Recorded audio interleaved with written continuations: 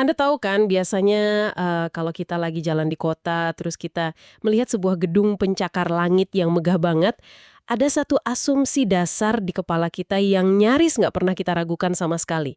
Asumsi soal materialnya ya? Betul, asumsi tentang kemandirian benda itu. Maksudnya gini, arsiteknya merancang gedung itu, terus para pekerja menyusun bajanya. Nah, setelah semuanya selesai, sang arsitek bisa pulang, nyeduh kopi, terus tidur pulas. Dan gedungnya tetap berdiri tegak. Iya kan? Gedung itu nggak peduli arsiteknya lagi tidur, atau lagi liburan, atau bahkan udah meninggal, gedungnya mandiri. Punya eksistensi yang lepas dari pembuatnya. Begitu selesai dibangun ya dia punya otonomi material sendiri. Itu cara pandang yang sangat wajar untuk manusia modern. Sangat mandiri dan jujur aja pemikiran kayak gitu tuh menenangkan buat kita. Kita suka membayangkan kalau dunia di sekeliling kita ini stabil, solid, dan ya bisa ditinggal-tinggal gitu aja. Tapi tentu saja, di penelusuran mendalam kita kali ini, kita akan membongkar kenyamanan itu. Bener banget. Bagi Anda yang mendengarkan dan sudah ngikutin diskusi kita sebelumnya, kita kan sudah membedah tuh kenapa realitas ini sebenarnya bersifat imaterial. Yang mana menuntun kita pada kesimpulan kalau sang pencipta itu pasti maha melihat segalanya. Karena semuanya ada di dalam jangkauan penglihatannya secara terus-menerus. Nah, hari ini kita mau bawa premis itu ke sebuah pertanyaan yang secara eksistensial agak menakutkan sih buat saya. Oke, pertanyaan apa tuh? Apa yang terjadi pada alam semesta kita, pada hukum fisika, pada eksistensi Anda yang lagi dengerin ini, kalau sang pencipta itu mengantuk? Mengantuk. Bukan tertidur ya? Iya, cuma mengantuk aja. Kalau arsitek manusia ngantuk, gedungnya aman. Tapi kalau sang pencipta alam semesta ini ngantuk, realitas ini ternyata nggak sekedar retak atau hancur jadi puing-puing. Sama sekali enggak. Implikasinya jauh lebih radikal dari sekedar kiamat fisik. Realitas ini akan lenyap, hilang, seolah-olah ruang, waktu, dan kita semua ini nggak pernah ada. Nah, hari ini kita bakal menelusuri secara mendalam kenapa bisa begitu dan gimana sih mekanikanya bekerja. Oke, mari kita mulai. Untuk bisa paham kenapa alam semesta bisa lenyap seketika, kita harus sepakat dulu nih soal terbuat dari apa sebenarnya realitas kita ini. Kita harus buang jauh-jauh kacamata materialisme klasik ya. Betul sekali, karena saya yakin bagi Anda atau kebanyakan dari kita itu melihat dunia layaknya tumpukan balok mainan Lego. Wah, analogi Lego ini sering banget dipakai. Iya, karena gampang dibayangkan, kalau kita bikin kastil dari Lego, terus kita tinggal tidur siang, balok-baloknya masih ada di meja kan? Masih dong. Bahkan kalau kastilnya disenggol kucing saya, terus hancur berantakan, balok-balok kecilnya tetap eksis di lantai. Bentuk kastilnya memang hilang, tapi materinya tetap ada. Sains juga bilang gitu kan, hukum kekekalan massa. Bahwa materi nggak bisa dihancurkan, cuma berubah bentuk. Nah, pemikiran itu sangat mendominasi sejarah manusia. Kita berasumsi dunia ini tuh mesin raksasa dari partikel padat. Tapi pandangan idealisme yang kita bahas ini justru ngasih argumen yang terbalik 180 derajat. Oke, gimana tuh? Pertanyaannya sederhana. Apa yang bikin kita mikir kalau balok Lego tadi punya keberadaan yang independen? Ya, karena saya bisa menyentuhnya. Kalau saya tendang kaki meja, kaki saya sakit. Itu bukti yang solid banget buat saya kalau meja itu beneran ada secara fisik.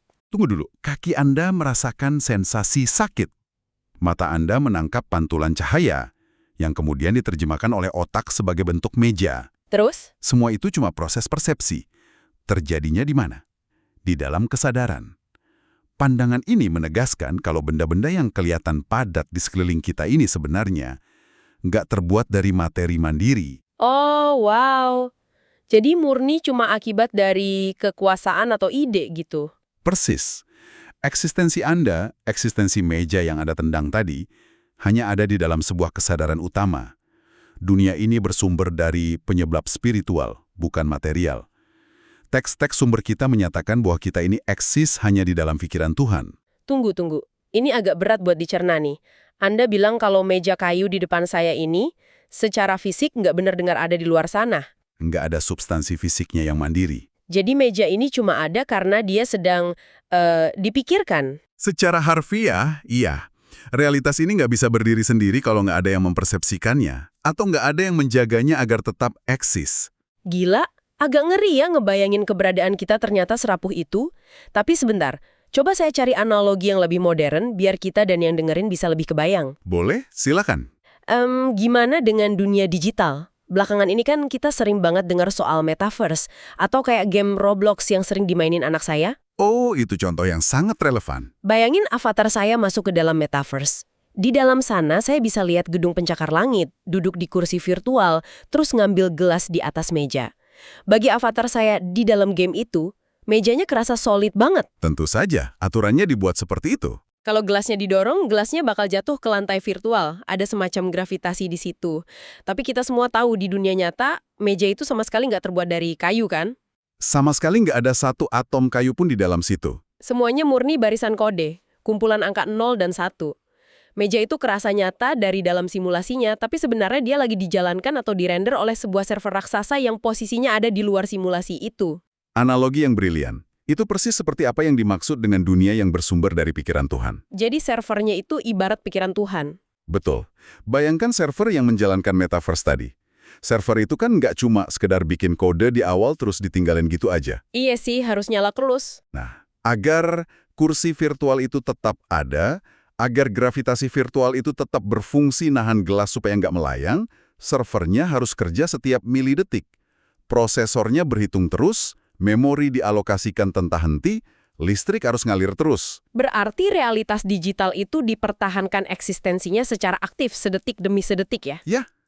Dan alam semesta kita, menurut pandangan imaterialisme ini, persis seperti itu.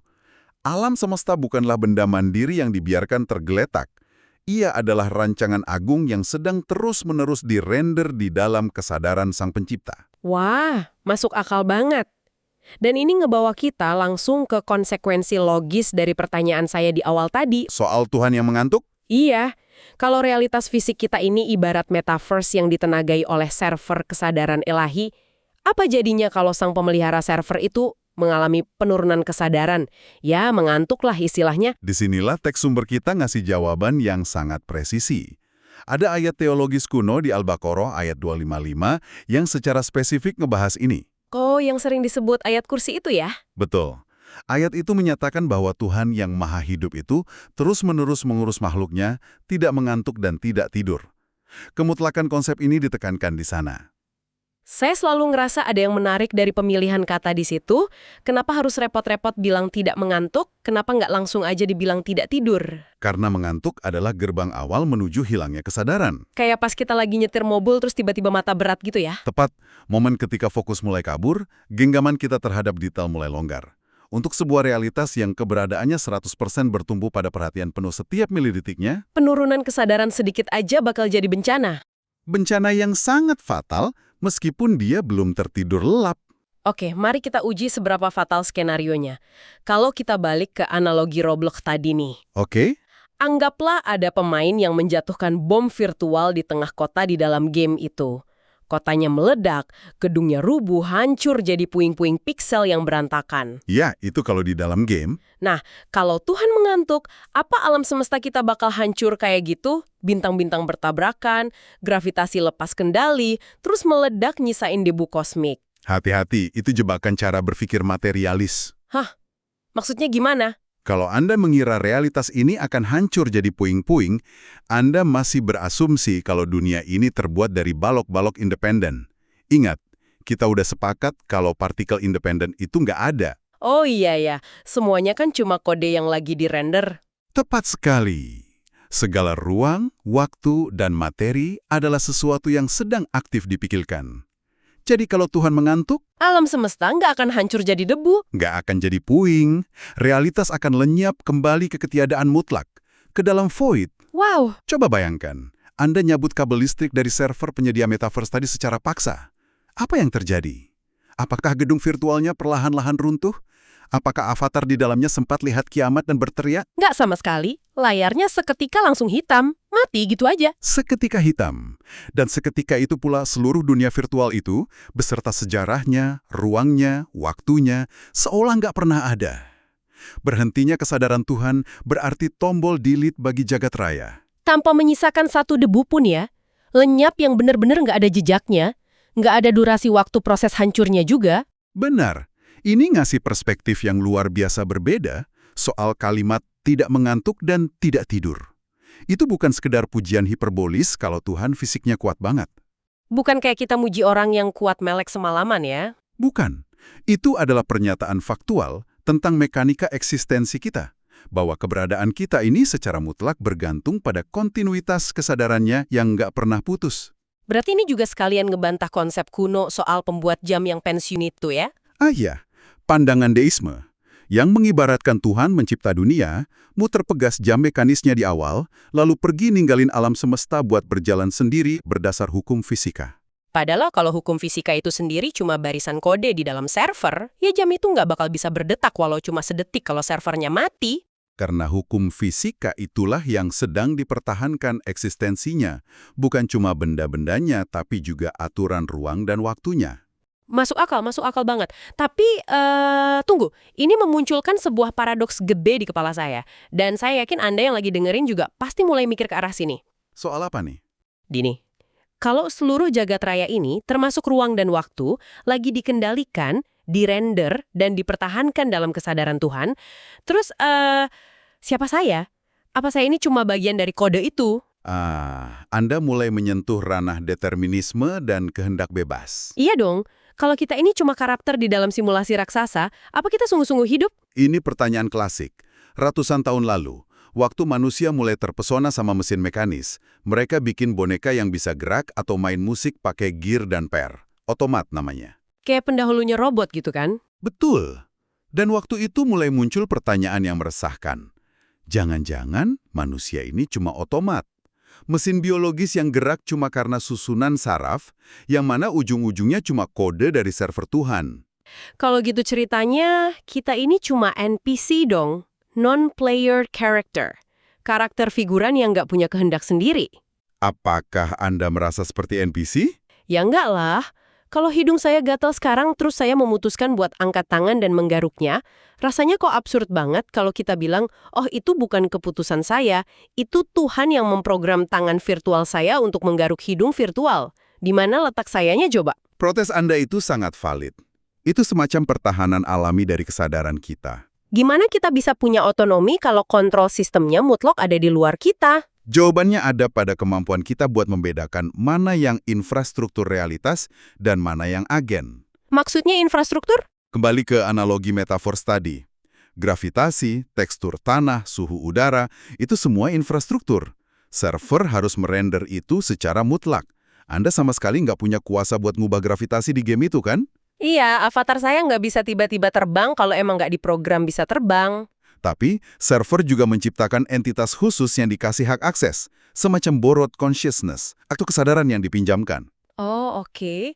Jadi Tuhan sengaja ngasih secercah kesadarannya ke manusiaan biar kita nggak cuma bereaksi pasif terhadap kode, tapi bisa bikin pilihan gitu. Betul. Di teks sumber kita, ada narasi menarik soal ini saat membahas penciptaan manusia pertama. Di Al-Baqarah ayat 31-33, ada momen kunci yang bedain manusia dari makhluk lain, bahkan dari malaikat. Momen apa itu? Momen ketika Adam diajarkan nama-nama benda seluruhnya. Diajarkan nama-nama benda. Sekilas kedengarannya kayak anak TK lagi belajar kosakata nggak sih? Ini meja, ini kursi. Apa istimewanya? Nah, kita harus lihat bagaimana makna kata nama di sini bekerja dalam konteks sistem informasi. Bayangkan Anda melihat kumpulan piksel warna hijau dan coklat di layar. Kalau Anda nggak punya label atau konsep untuk mengenalinya sebagai pohon, apa yang terjadi? Ya, piksel itu cuma sekumpulan data visual aja, nggak ada artinya buat saya. Persis. Anda nggak bakal bisa berinteraksi secara bermakna, Anda nggak bisa mikir buat nebang pohon itu atau berteduh di bawahnya. Saya mulai nangkep nih. Jadi mengajarkan nama-nama benda itu bukan cuma ngasih kamus bahasa. Bukan, itu adalah penganugerahan kapasitas intelektual. Adam dikasih semacam antarmuka atau user interface untuk mengakses sistem konseptual dari simulasi tersebut. Oh, wow. Malaikat di sisi lain sering digambarkan sebagai entitas yang mutlak taat. Ibarat sistem operasi atau background script yang menjaga infrastruktur semesta berjalan stabil tanpa deviasi. Mereka nggak butuh otonomi. Tapi manusia Dikasih user interface. iya, untuk memahami benda-benda, mengkategorikannya, dan akhirnya memanipulasinya. Gila, ini analogi yang keren banget. Berarti kita ini bukan sekedar karakter yang jalannya udah diprogram mati ya. Kita adalah karakter yang dipegangin controller. Tepat sekali. Kita dikasih instrumen buat ngamati alam semesta yang lagi dirender sama Tuhan. Terus kita bisa milih tindakan atau moralitas kita di dalam panggung itu. Dan ini yang mecahin paradoks gatal di hidung saya tadi ya. Betul. Rasa gatal dan keputusan Anda buat ngaruh hidung itu murni milik Anda. Kehendak bebas dari kesadaran pinjaman Anda, tapi Fakta bahwa tangan saya bisa bergerak menembus ruang, bahwa tangan saya punya massa, itu difasilitasi sama Tuhan. fasilitas yang secara instan dan terus-menerus sedang dirender, panggung tempat Anda beraksi itu sepenuhnya disediakan oleh Sang Pencipta yang nggak pernah ngantuk tadi. Panggungnya pinjaman, kehendaknya bebas. Kalau dipikir-pikir, ini bikin eksistensi kita tuh kerasa sangat rapuh sekaligus sangat aman ya. Sangat rapuh karena memang nggak ada pondasi materi independen yang bisa jamin kita besok masih ada. Tapi sangat aman karena kita ditopang bukan oleh mesin buta yang bisa rusak, melainkan oleh kesadaran absolut yang terbebas dari kelemahan fisik. Ini benar-benar mengubah cara saya ngelihat rutinitas sehari-hari. Alam semesta bukan artefak kuno yang diciptakan miliaran tahun lalu pas Big Bang terus dibiarin gitu aja. Pemeliharaannya terjadi secara real time. Detik ini juga. Eksistensi jagat raya adalah peristiwa yang sedang berlangsung aktif. Yang berarti, setiap tarikan nafas kita ini lagi difasilitasi. Udara virtual yang lagi ngisi paru-paru Anda saat mendengarkan ini, gelombang suara dari obrolan kita, semuanya eksis semata-mata karena ada mata spiritual raksasa yang lagi mempertahankan realitas ini, biar nggak terhapus. Dan buat kita yang sadar kalau kita bukan sekedar NPC, ada tanggung jawab moral yang besar. Tanggung jawab gimana tuh? Kalau panggung ini dijaga dengan kewaspadaan yang luar biasa penuh, berarti setiap tindakan kita di atas panggung ini resonansinya nggak main-main. Pilihan kita, empati kita, kejahatan kita, semuanya disaksikan dalam sebuah kesadaran yang penuh. Halaman belakang yang luput dari pantauan ya. Kita lagi tampil di panggung utama milik sang penyelenggara. Karena kalau sampai luput sedetik aja, berarti lenyap. Betul sekali. Wah, perbincangan yang sungguh luar biasa. Nah, sebelum kita akhiri penelusuran mendalam hari ini, saya pengen ngajak Anda, para pendengar, buat ngelakuin eksperimen kecil, biar konsep filosofis yang lumayan berat ini bisa kerasa langsung di kehidupan sehari-hari. Nanti, entah pas Anda selesai kerja di depan laptop, atau nanti malam pas lagi siap-siap mau tidur dan mau matiin HP Anda, coba deh, jangan buru-buru. Perhatikan baik-baik layarnya. Lihat betapa hidupnya dunia digital di sana. Ada teks, ada foto, ada video orang ngobrol, atau mungkin ada dunia game yang lagi berjalan. Kelihatan meyakinkan banget kan? Terus tekan tombol powernya, matikan layarnya. Lihat gimana dalam sepersekian milidetik, semua warna dan kehidupan itu sirna. Nggak ada huruf yang berjatuhan, nggak ada ledakan, cuma layar kaca hitam yang gelap dan dingin. Dunia di dalam situ seketika seolah nggak pernah ada. Nah, setelah Anda lihat layar hitam itu, angkat kepala Anda pelan-pelan. Tataplah sekeliling ruangan fisik tempat Anda. Rasakan gimana kursi itu menopang tubuh Anda, lihat tekstur dindingnya, rasakan suhu udara di kulit Anda. Coba bayangkan, gimana rasanya menyadari bahwa kenyataan fisik yang kerasa padat ini sebenarnya sedang dijaga supaya tetap online setiap milidetiknya. Ruangan ini, dunia ini, dan diri Anda sendiri sedang ditahan dari ketiadaan oleh sebuah kesadaran yang sama sekali nggak pernah mengenal rasa lelah. Silakan direnungkan ya, dan sampai jumpa di penelusuran mendalam kita berikutnya.